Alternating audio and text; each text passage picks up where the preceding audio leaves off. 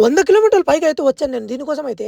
ఇరాక్‌పేట దగ్గర ఉన్న మా ఫార్మ్ హౌస్‌లో అయితే నిన్న ఈవినింగ్ మా కోయిటోళ్ళని అందరిని అయితే అక్కడ డ్రాప్ చేసిన. ఇదైతే సిటీ నుంచి దాదాపు ఒక 100 కిలోమీటర్ల పైగా అయితే వస్తుంది. ఇంకా నాకైతే మా సార్ నువ్వు ఇక్కడ ఉండొద్దని చెప్పాడు. మహానుభావులు మాట్లాడే మాటలు అస్సలు అర్థం చేసుకోలేవు. ఎందుకంటే మార్నింగ్ నువ్వు సిటీ నుంచి కొన్ని సామాన్లు తీసుకురాలా, సో ఇంట్లోనే ఉండని చెప్పాడు. ఇంకా ప్రశాంతంగా ఇంట్లో పడుకొని మార్నింగ్ 10కి అలా బయలుదేరదామంటే 7కైతే ఫోన్ చేసిన. రాత్రి వచ్చింది 12 అయింది. ఇంకో 2 గంటల్లో నువ్వు అక్కడ ఉండాలని చెప్పాడు. ఇక్కడ నుంచి అక్కడికి వెళ్ళడానికి గంట నుంచి గంటన్నర పడుతుంది.